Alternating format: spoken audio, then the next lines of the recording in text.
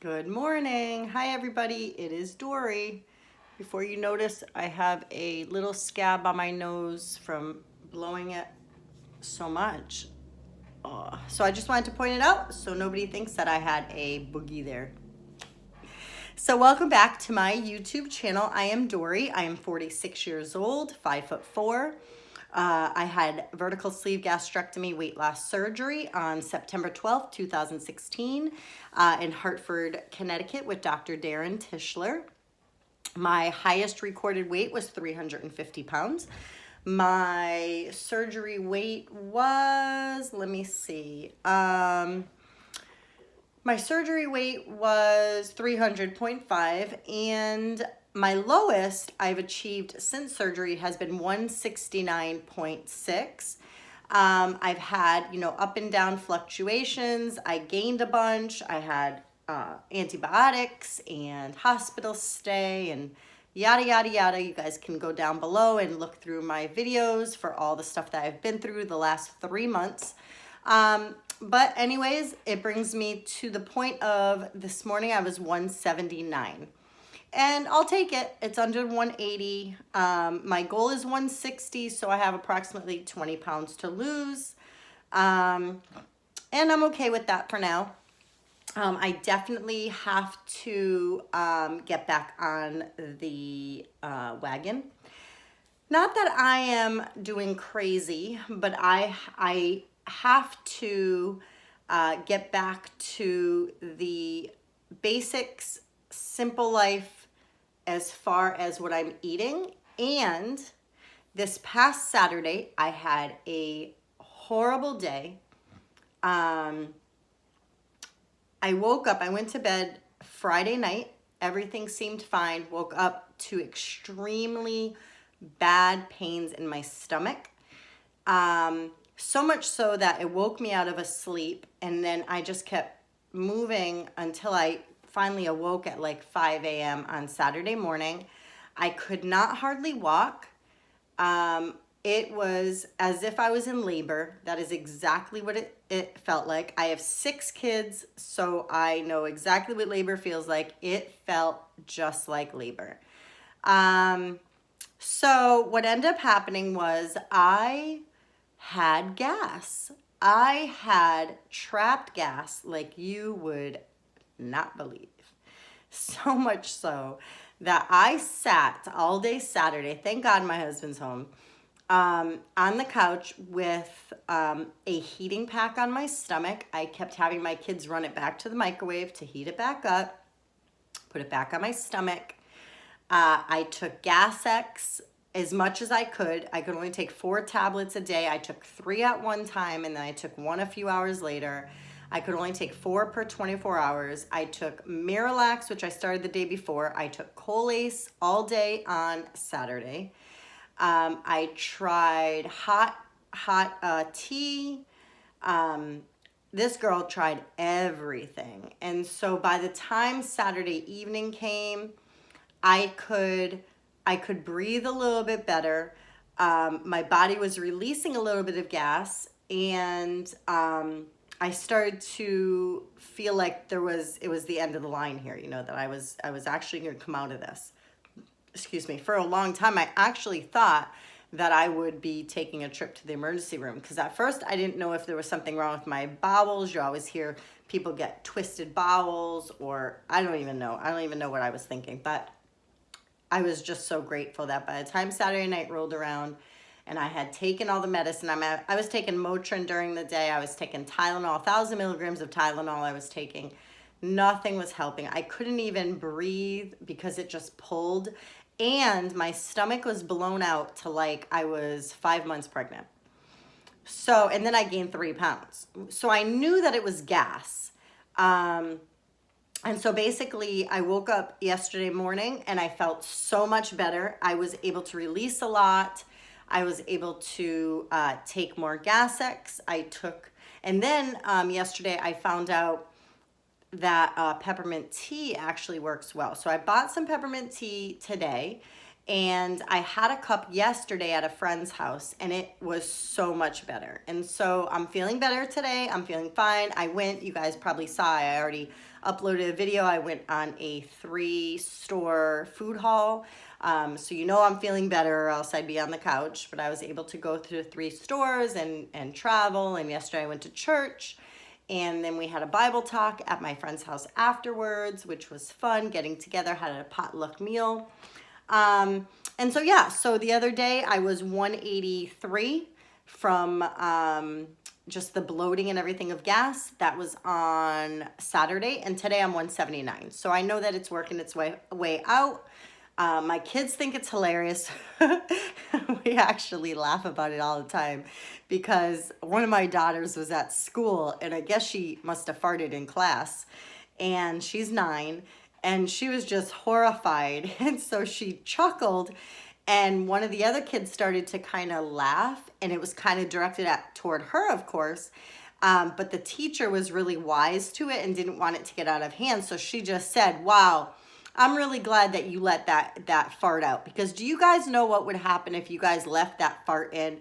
Oh, it's so much bad pain." And so now, because of her experience at school in 2nd grade, that she was able to laugh at me as I was going through it. And my 4-year-old kept saying to me, "Mom, just fart, Mom." And so, I mean, you got to make a laugh out of a crazy situation. So in any event, I'm on the mend with that. The scale is coming down. I definitely have a goal, and I have prep done, and I have meals ready for me, and stuff like that. So that is great as far as the weight loss.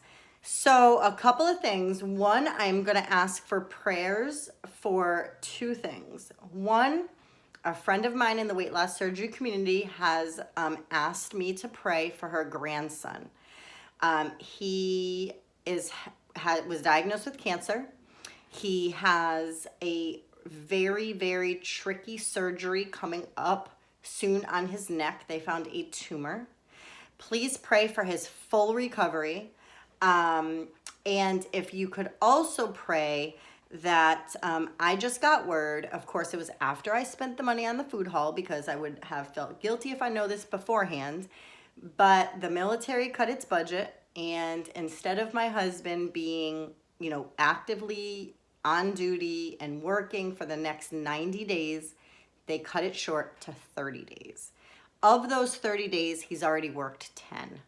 And so he is basically going to be out of work in the next 20 days, which scares the bejeebers out of me. He absolutely can go back to UPS. He was a UPS supervisor. It will only be part-time work, so it's not going to be a lot of money. It's crazy hours, and so he will, he does not do well with the off wonky hours. And so I am very nervous on what is going to happen as far as money and bills and things like that. I absolutely believe, and I have faith that God is going to he's going to totally take care of us. That's not even an issue. But I also believe in the power of prayer. And so I'm asking you guys pray for that as well. Ideally, he will be told that he has a job on base, and they're going to give him orders for that job. Also, ideally would be that he secures an ANG position, which is AGR position, active guard reserve, which means that he's always on active duty. He has a job secured on base, and that is what he will stay with.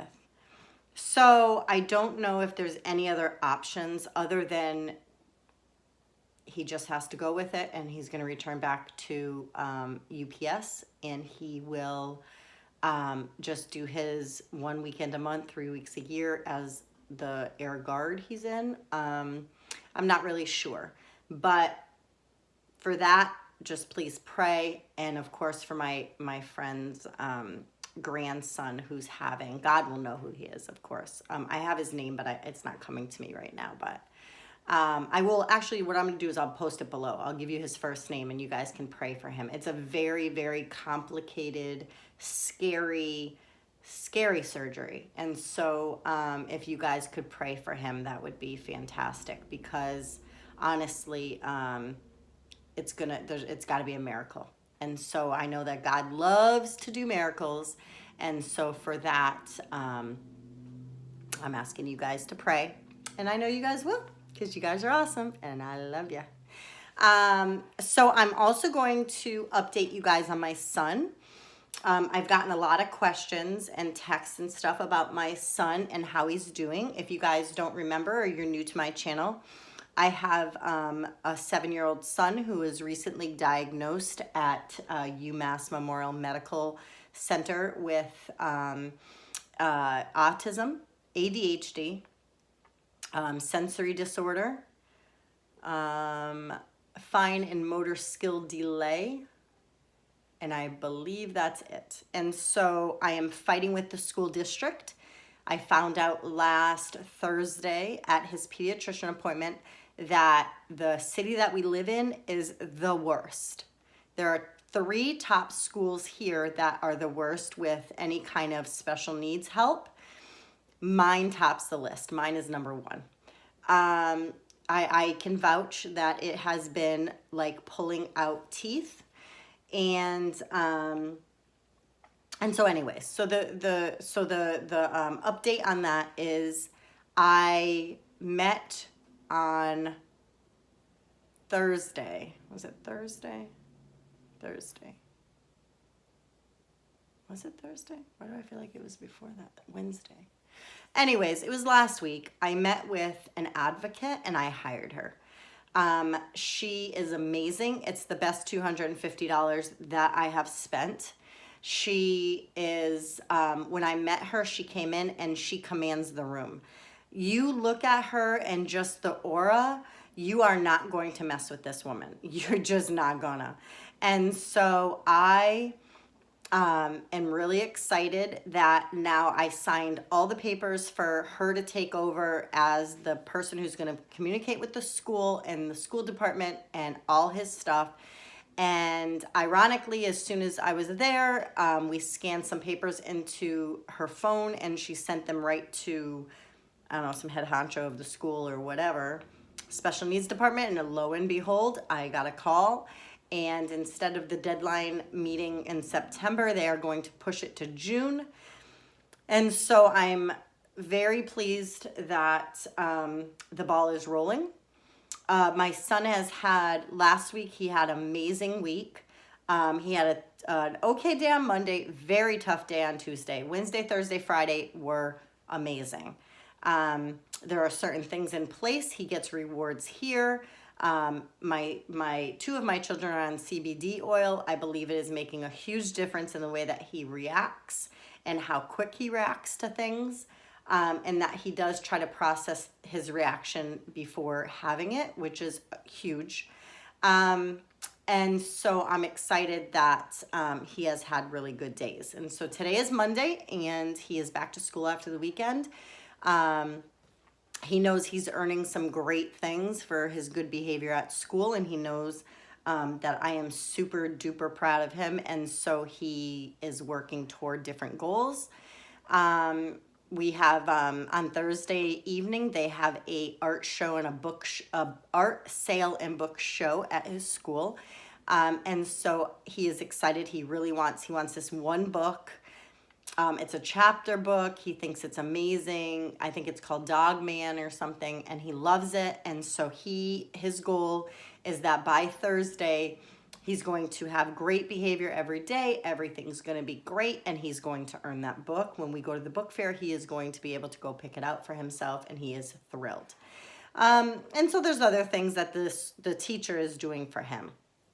So on that note, I went to see his pediatrician on Thursday. And I made the appointment, one, because on Tuesday his school had me up in arms that I needed to hurry up and get him some help, even though the ball is in their court now to have to screen him, because I have a diagnosis. I gave it to them. It's official, period, the end. I mean, it comes from a very reputable doctor. And so the ball's in their court. And so anyway, so I made an appointment to talk to his pediatrician, who I love. His pediatrician, I have had him since my oldest son, who is 28, since he has been a newborn, I have had him as doctor. He's very pro breastfeeding, baby wearing, healthy, nutritionally sound. Like, I love him. He's a great, he knows me very well. I see him outside of, outside of the practice. Just an overall amazing doctor. And so I went to see him because I wanted to just talk about medication options for Ethan if it comes to the point that he needs it, or should we start it, or whatever it is going to be. And so I got there, and as we're talking, and he had already gotten, which I didn't even know, I brought him copies, but he had already gotten the official diagnosis and everything from that doctor at UMass sent to him. So he had already reviewed it once and then reviewed it before walking into the room to speak with us. And so there's a couple of things that he told me that were extremely helpful. One is that most children who have autism are diagnosed also with ADHD, but they really don't have ADHD. It's only the symptoms of the autism diagnosis. And the medication that they recommend is to treat ADHD, not autism. To my knowledge, there is no medication that treats autism. And so he said that he believes that once an IEP is reached and the accommodations in the classroom, that he will not need medication. Now, that's exactly how I felt as well, because on the weekends when he's home, or if he's home during the day sick or whatever, they have a half a day, I keep him home. I don't have any issues that they speak of. Like, there's certain things that he does, but he quickly comes out of them. There's some things that he does with his siblings that irk him, and, he's very reactionary, but he comes out of it. And so as I'm talking to the pediatrician, we wholeheartedly agreed that he would not need medication probably after the accommodations are made in his classroom. And so we're hoping that that is what the school department is going to achieve. Now, we are in we're in April. We have a couple days left of April, and then May hits. We're out of school the middle of June. And so we don't have much time to get the ball rolling before next year starts. I have applied to other schools for the children to go to. I will not know until the middle of August whether or not they got into either of those schools. So I left the pediatrician's office feeling great, feeling fantastic. And I had him write a letter. Let me actually get the letter because it is right here. I asked the pediatrician to write, this is actually the full diagnosis and all the paperwork that I actually have to make copies of, because I'm going to give it to I need to send copies to his advocate now. Her name is Kelly. And so these are, I'll read to you guys what he was diagnosed with and what the accommodations are that she suggested. And these, if they did what she suggested, it would be amazing. So it said, Ethan is 7 years, 10 months. He has autism spectrum disorder, ADHD, gross and fine motor skills, and delayed written expression. I'm recommending that his parents request an evaluation for an individualized educational plan to address his social and communication delays and behavior challenges. More specifically, I recommend that he have a classroom accommodation to address his attentional problems, including the following: preferential seating, instructions broken down, visual supports for verbally given directions, non-stigmatizing cues to get him back on task. She added that in. The non-stigmatizing means they cannot address him as being bad. They started doing that a couple months ago, like 4 months ago, telling him that he's bad. He came home and he started telling himself he's bad. Mama ain't playing that game. non-stigmatizing cues to get him back on task, and paraprofessional support, motor or sensory breaks, untimed testing, homework accommodations as needed. Now, I have pulled homework from Ethan 4 months ago. I do not torture him when he gets home from having to really over exert himself just to complete the work that's required. I'm not then going to come home and have him sit there and just agonize for hours over homework.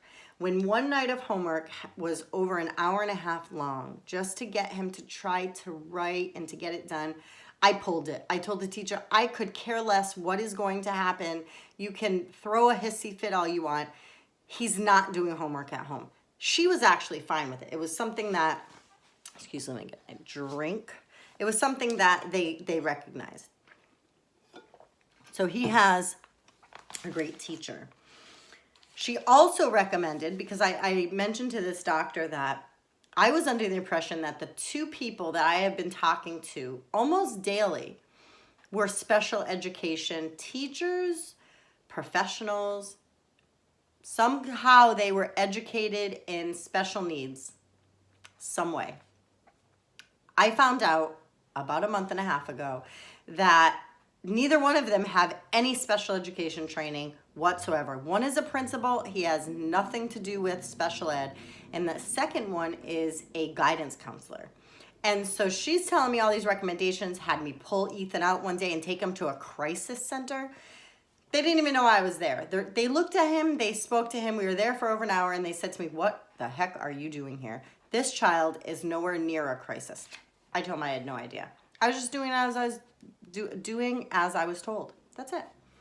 But anyway, so she goes on to say, I recommend that he have a functional behavior assessment by a professional qualified to do so, e.g. a board-certified behavioral analyst or doctorate-level psychologist. From the results of the FBA, that the consultant can develop a more effective behavioral support plan for Ethan. She wants OT to address his, that's occupational therapy, to adjust his fine motor and graphomotor delays and accommodations, to use a tablet for written work. An occupational therapist with knowledge of sensory processing difficulties in children with ASD, consult with the classroom teacher to help make the classroom easier for Ethan to handle. Depending on the results of the psychoeducational evaluation, Ethan may need academic support, speech therapy, or physical therapy as pullouts. And I recommend that he participate in a social skills group at Skill.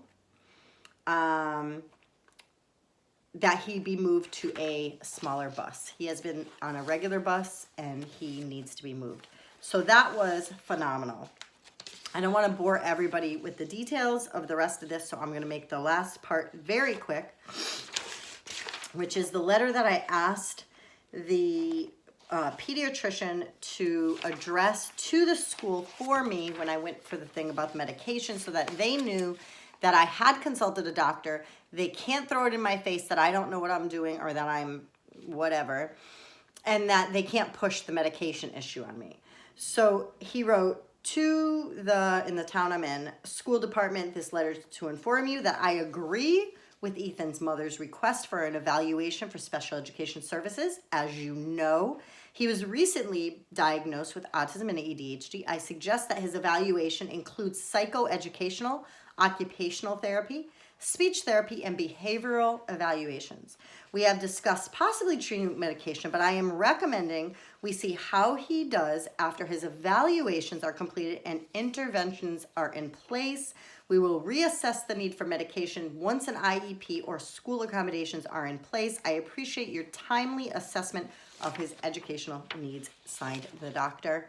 And then one last thing is I was actually, after the doctor left, he sent in this woman who gave me an amazing amount of information about, it's the Massachusetts Department of Public Health, Division of Child and Youth with Special Health Needs.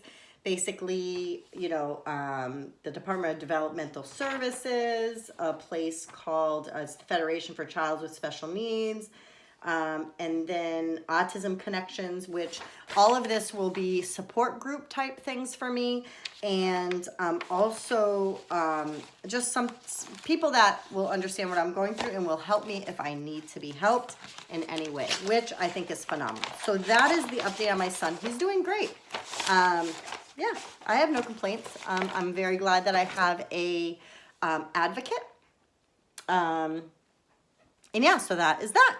I am going to actually be making another video. On my last video that I made, not the food haul, but the one before that, I had talked about, it was a get to know me video. So I gave you guys a bunch of information about who I am, where I came from, my upbringing and things. And there's tons more, but I basically addressed going through a divorce, the bringing up 2 older children through a divorce, where we've come from, how I met my husband, and things of that nature. And I did mention at one point that one of the funny things that I have been through that was intense at the moment, looking back, is kind of insane, but I actually represented someone in court who was on trial for murder.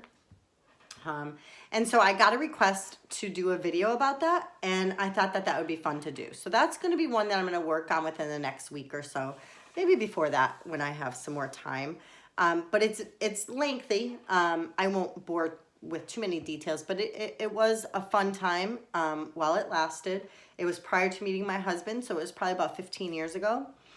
And I do love the court system, and I do love all that stuff that has to do with police and emergencies and craziness. And so I just fit in. And so it was good. And, you know, long story short, he got off. He did not murder the guy. It was definitely self-defense. I saw it from the time that I rolled up on the scene of the attempted murder. And so anyhow, so that was that. Both of the members, the guy that I helped with his case, his name was Ricky. Ricky passed away, unfortunately, about 7 years ago. He had a massive heart attack. And the guy that he was accused of attempted murder on, I forgot his name. What the heck was his name? I forgot I know his last name, but I don't want to say his last name. But his first name, I forgot his first name. But in any event, that guy ended up passing away about a year or so later from drug abuse. And so anyhow, so it's a fun story. It is definitely something that I'm glad I did. I learned a lot from it. Not that I can apply in real life, I guess, but I guess some things I can. But anyway, so this video is way longer than I want it to be. If you guys still watched all the way up till now, I love you. Love, love, extra love, love, love, love you guys so much. I love this community. Thank you guys for all your support. Thanks for caring. Of course, I'm going to cry at the end. Caring about me and my family. And thank you for the prayers. And I hope that's not a thumbnail I have to use. I love you guys. I'll talk to you soon. Bye.